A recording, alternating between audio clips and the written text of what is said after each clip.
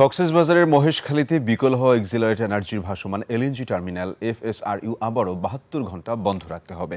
সে সময় আবারও তীব্র হতে পারে জ্বালানি সংকট, এমনটাই জানিয়েছেন বিদ্যুৎ, জ্বালানি ও খনিজ সম্পদ মন্ত্রী ইকবাল হাসান মাহমুদ টুকু। তবে কোন সময় বন্ধ রাখলে ভোগান্তি তুলনামূলক কম হবে তা নিয়ে আলোচনা চলছে বলে জানিয়েছেন তিনি। অনুপিয়ালের রিপোর্ট।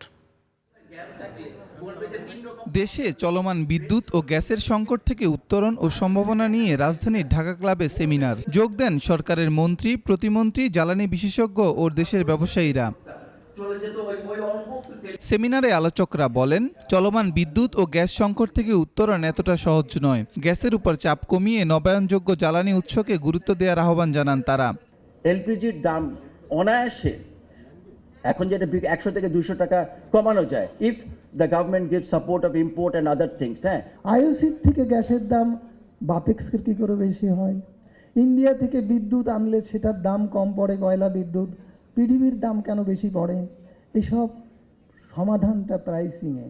আমরা যদি গ্যাসের উপর নির্ভর করে থাকি, দেখা যাচ্ছে যে এই শর্টেজটা দিয়ে আমরা এটা পুরোতে পারবো না। বিদ্যুৎ ও জ্বালানি খাতে সংকটের কথা স্বীকার করেন বিদ্যুৎ ও জ্বালানি প্রতিমন্ত্রী অনিন্দ্য ইসলাম অমিত। তিনি বলেন, আগামী 4.5 বছরে নবায়নযোগ্য জ্বালানি খাত থেকে 10,000 মেগাওয়াট বিদ্যুৎ উৎপাদনের লক্ষ্যমাত্রা নিয়েছে সরকার।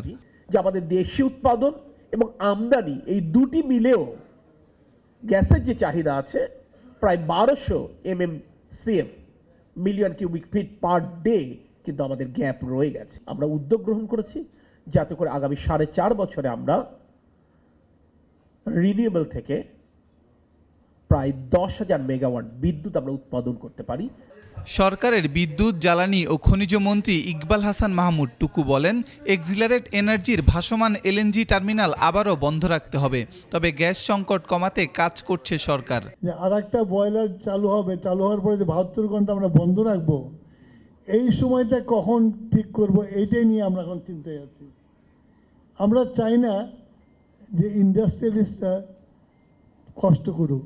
মানুষের ভোগান্তি কমাতে তেল আমদানি বেসরকারি প্রতিষ্ঠানকে দেয়া হয়েছে বলেও জানিয়েছেন জ্বালানি মন্ত্রী।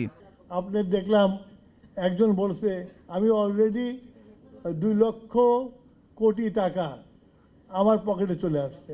ওটা নাকি চলে আসছে নাকি ফেসবুকে এটাই দিয়েছে, অনেকে ষড়যন্ত্র করছে। আমিও তাদেরকে অনুরোধ করব, পলিটিক্স আপনারাও করেন, দেশের স্বার্থে করেন। বাপেক্সের সক্ষমতা এবং কর্মকর্তাদের দক্ষতা বাড়াতে সরকার পরিকল্পনা করছে বলেও জানানো হয় সেমিনারে। অনুপ পিয়াল, 21 টেলিভিশন, ঢাকা।